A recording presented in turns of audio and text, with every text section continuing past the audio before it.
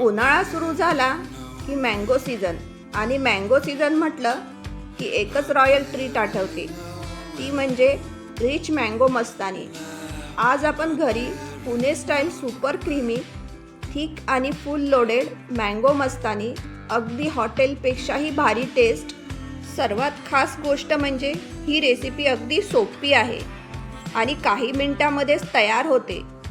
काही खास आणि महत्त्वाच्या टिप्स मी तुमच्यासोबत शेअर करणार आहे, ज्यामुळे तुमची मस्तानी परफेक्ट थिक आणि रिच बनेल.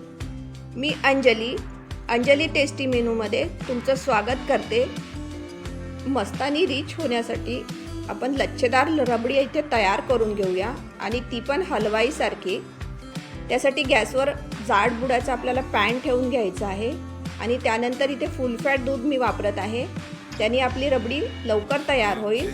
आणि दूध टाकल्यानंतर त्याला छान एक उकळी आपल्याला इथे काढून घ्यायची आहे दुधाला, आणि त्यानंतर आपण पुढची प्रोसिजर करूया.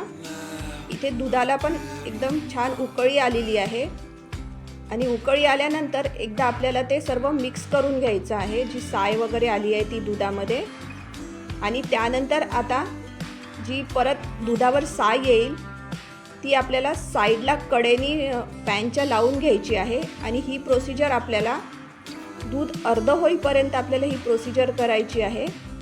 जी साय आहे ती कडेला लावल्याने ती थिक पण होते, आणि आपलं जे दूध आहे ते पण लवकर आटते. आणि या पद्धतीने जर तुम्ही रबडी तयार केली तर त्याची टेस्ट एकदम भारी लागते. जसं हलवाई लोक बनवतात त्याच पद्धतीने ही आपण रबडी इथे बनवणार आहे. अशी थिक आणि लच्छेदार रबडी जर आपण मँगो मस्तानीमध्ये जर वापरली तर मँगो मस्तानीची टेस्ट क्रीमी आणि आणखी छान लागते. आणि जो मँगो आपण इथे पल्प काढणार आहे मँगो मस्तानीसाठी, त्यामध्ये पण आपण दुधाचा वापर नाही करणार आहे. त्यामुळे पण आपला जो मँगो पल्प आहे तो एकदम रिच तयार होईल. या पद्धतीची तुम्ही लच्छेदार रबडी जर मँगो मस्तानीमध्ये वापरली तर तुम्ही याच पद्धतीने नेहमी मँगो मस्तानी बनवाल. त्यानंतर आता इथे आपलं दूध व्यवस्थित इथे आटून अर्ध तयार झालं आहे. त्यानंतर इथे चवीनुसार साखर टाकायची. मी इथे 1 लिटर दूध घेतलं तर त्यामध्ये 1/4ला थोडीशी कमी इथे मी साखर टाकली आहे. तुम्ही तुमच्या आवडीनुसार इथे साखर टाकायची आहे. आणि त्यानंतर साखर विरघळेपर्यंत आपल्याला दूध मिक्स करायचं. आणि साखर विरघळली की त्यानंतर त्या बाजूची जी कडेला आपण साय जमा केलेली आहे ती पूर्ण आपल्याला दुधामध्ये मिक्स करायची आहे. आणि 1 मिनिट आपल्याला परत ते छान शिजवून घ्यायचं आहे. क्रीमी आणि लच्छेदार रबडी तयार आहे.